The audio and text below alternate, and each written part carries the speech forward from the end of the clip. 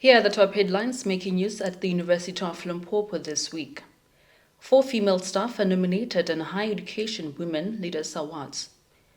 A thought-provoking conference looks into the history and impact of Black organizations and movements. The Turfloop Law Annual Conference critiques the future of law and justice in Africa and artificial intelligence.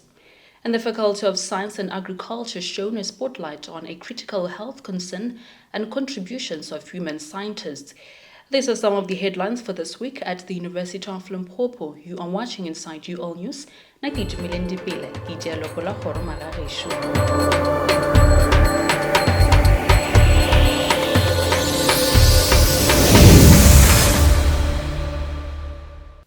This week's top story is about a prestigious award that's set to shine a spotlight on remarkable women in higher education sector in South Africa. Organized by Higher Education Resource Services South Africa, the Higher Education Women Leaders Awards celebrate extraordinary women leaders making a positive impact in and outside their universities. Exciting news: 4 phenomenal women at the University of Limpopo have the Deputy Vice Chancellor for Research and Partnerships, Prof. Jessica Singh, made it to top 10 of Trailblazer category. Executive Dean of Faculty of Humanities, Prof. Satsupe Mautu, Women in Humanities and Social Sciences.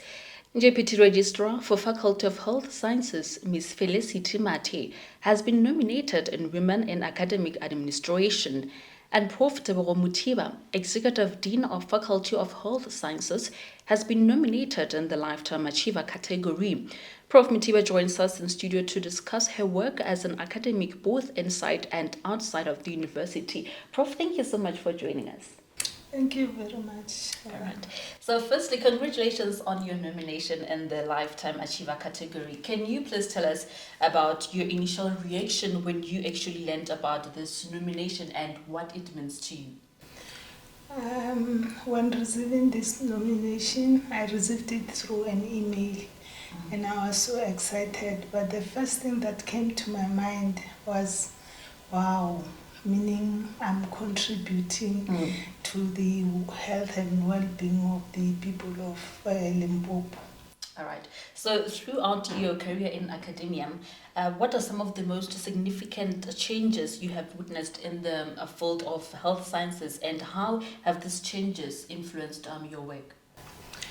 The main changes that I've experienced in my lifetime as a health professional is that there was a lot of disease patterns which changed over time, especially where we had firstly the increased number of people living with HIV and AIDS.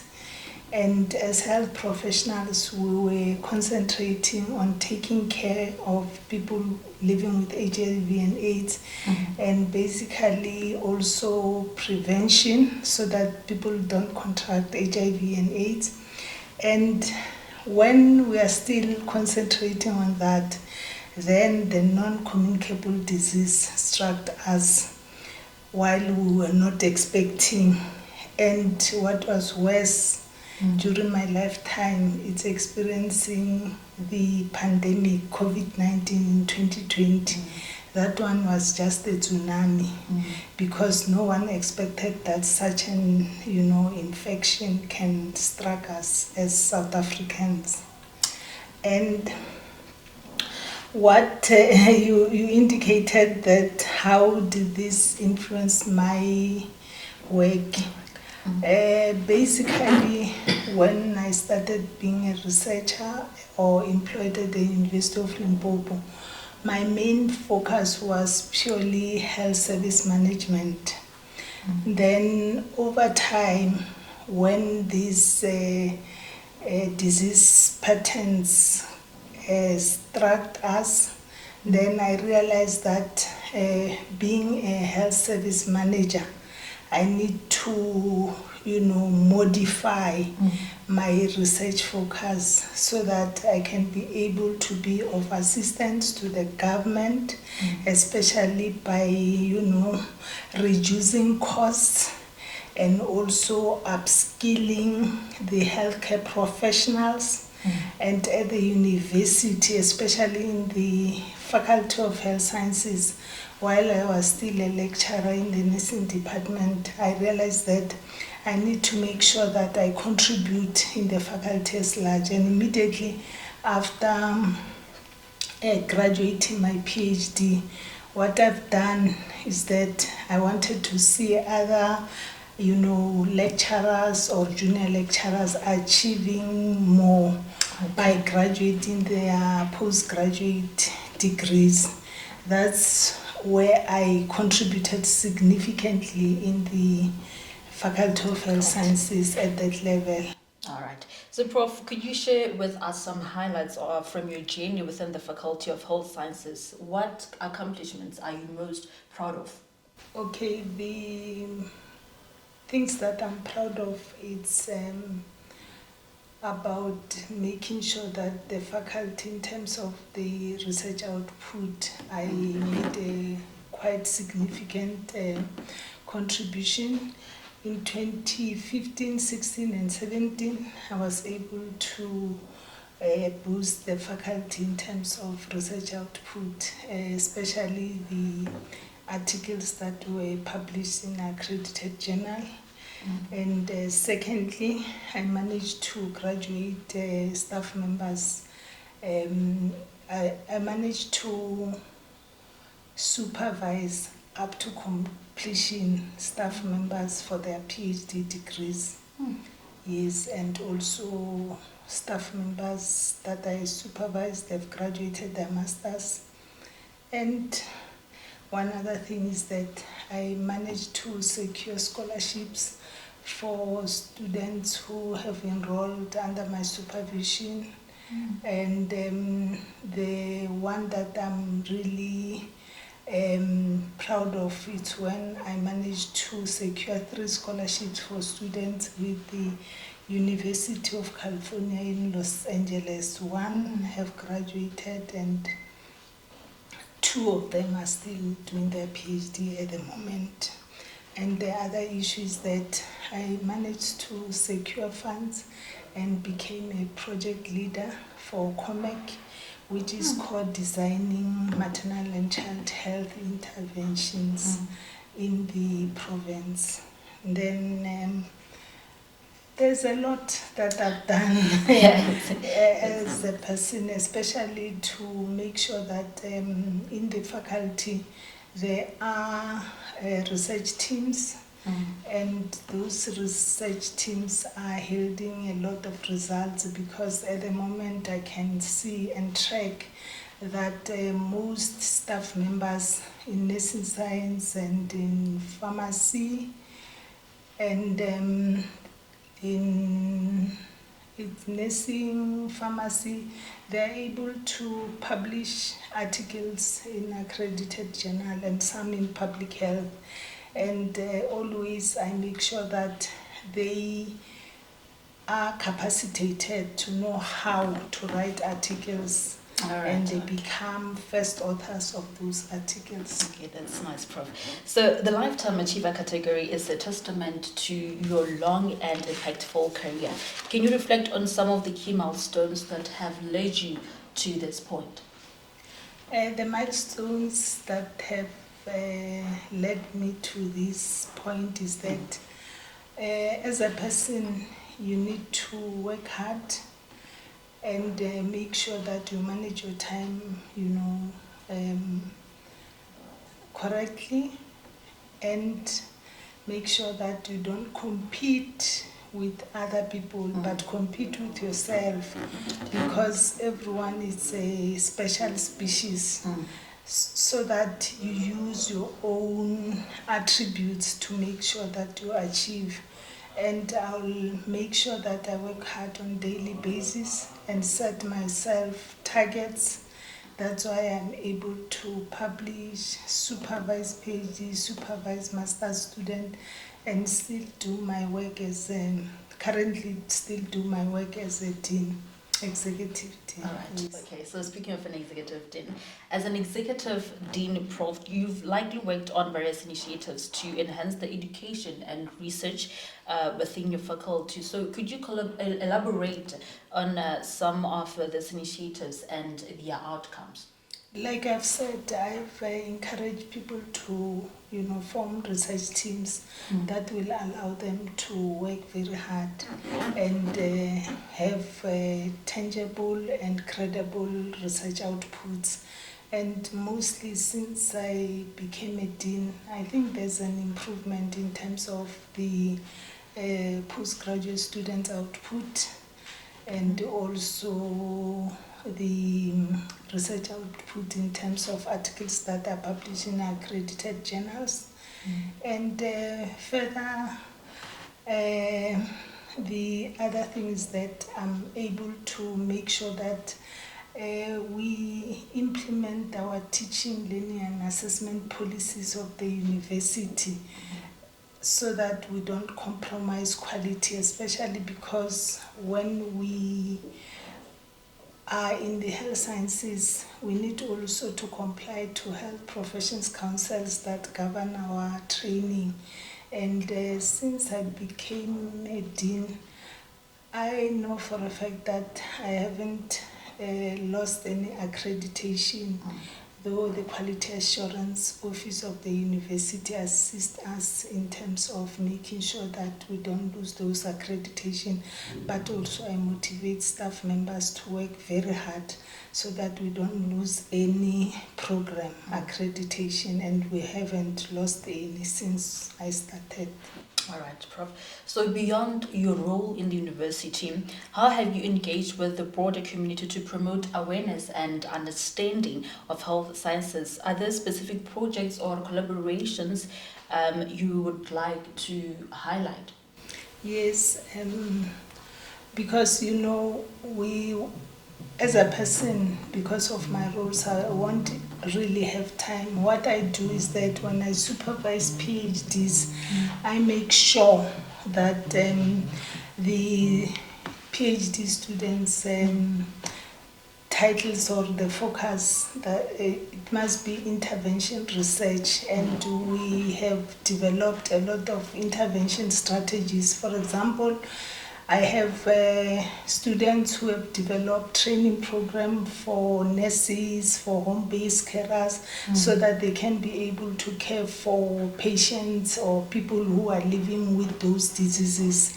And secondly, I have supervised students, and I've supervised students so that they can come up with strategies for patients who are living with those diseases. And what we do with those students, we go to an extent of making sure that those training programs are implemented and evaluated so that I can be able to see the fruits of those programs. And also the strategies, we go into the clinics, especially peripheral clinics, rural clinics, and make sure that we implement the strategies so that they can assist those patients to make sure that they have quality of life. All right. So in the rapidly evolving landscape of healthcare, Prof, and research, what strategies have you employed to stay at the forefront of your field and encourage innovation within your faculty? The strategies that I've came up with, it's about mostly training programs for health professionals, like I've indicated, strategies that patients can use when they live with non-communicable diseases. And I also developed a lot of booklets that the patients can have, so that on daily basis they're able to check those booklets and know what to do at what time, what type of food are they supposed to eat, the portions of food that they're supposed to eat, exercises, type of exercises that they're supposed to do. And further, when it comes to the health professionals, what are the things that they need to do to assist those patients? These are some of the things that I've already done, and they are yielding good results, because all the programs or strategies, when we evaluate them by asking those that we have trained, and also we evaluate by checking the files of the patients before we implement that program or strategy, and after, so as to mark the difference.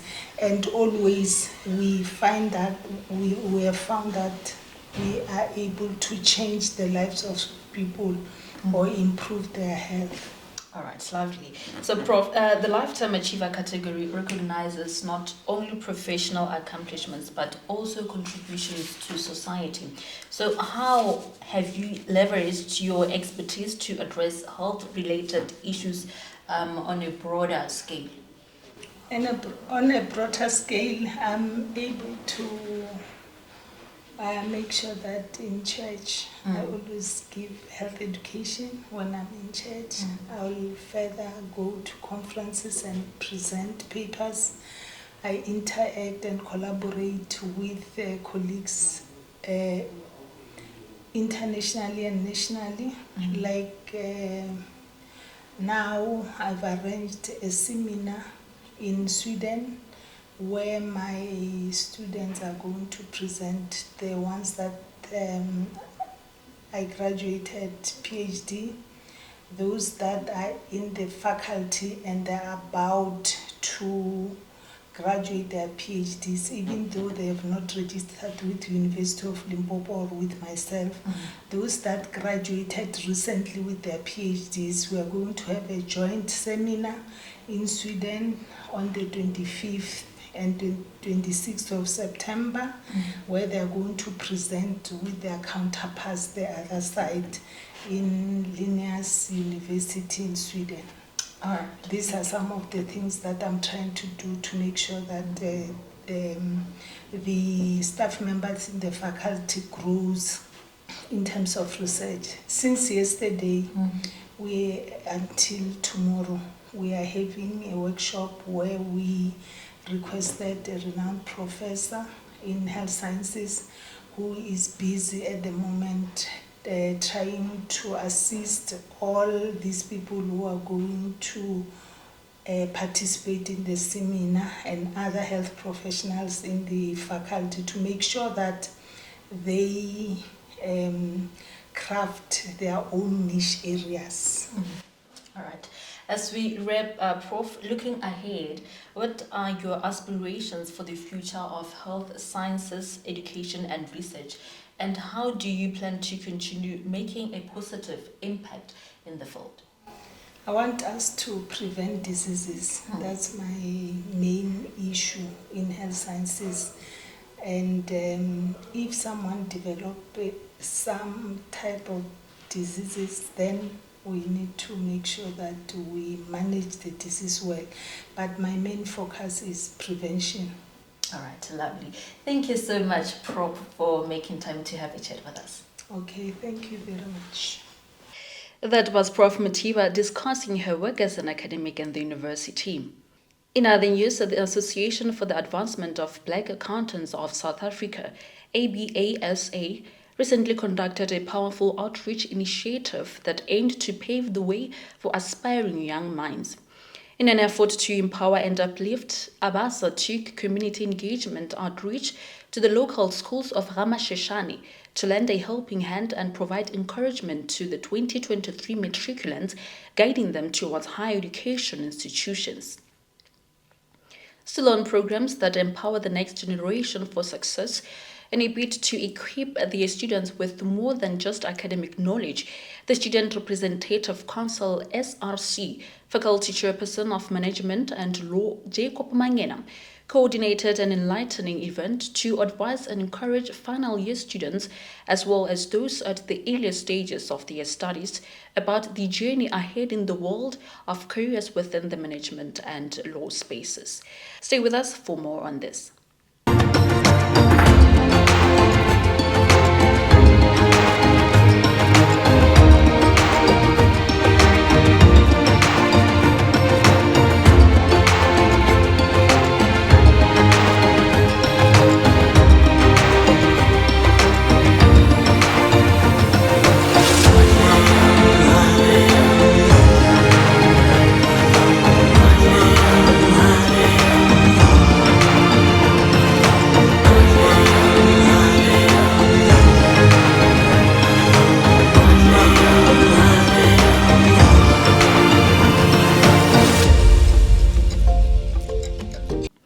Thank you for staying with us. The University of Limpopo, in collaboration with the University of Pretoria, recently hosted a thought-provoking conference that delved deep into the history and impact of Black organizations and movements.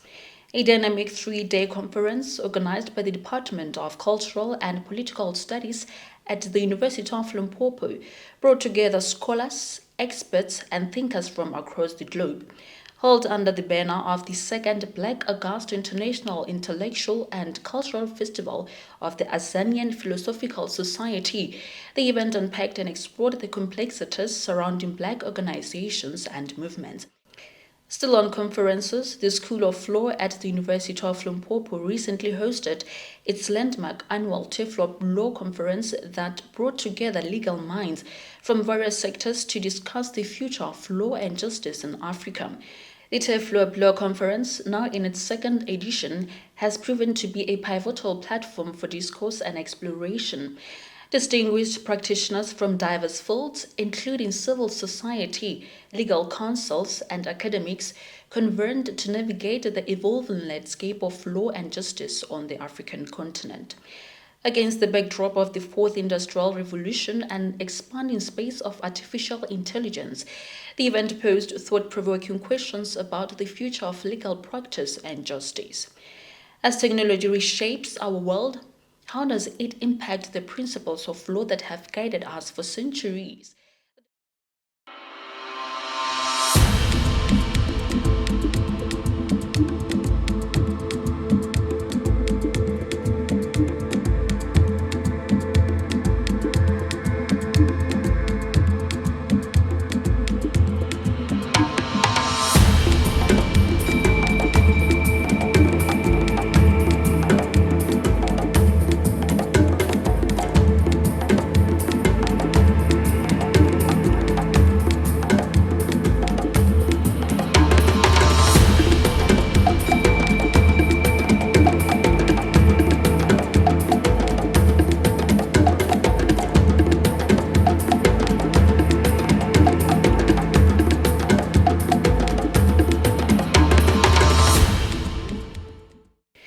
Moving to other news, the Faculty of Science and Agriculture recently hosted a seminar that shone a spotlight on a critical health concern and the pivotal contributions of human scientists. The seminar, conducted on the compelling theme Shaping a Healthier Future, Women's Key Role in Tackling Type 2 Diabetes, aimed to showcase the contributions of women scientists in addressing a pressing health challenge. This resonates with the faculty's commitment to fostering inclusivity and recognizing women's vital role in scientific advancements. Well, this brings us to the end of our news bulletins for this week. Thank you for joining us. We will be back next week Friday. Until then,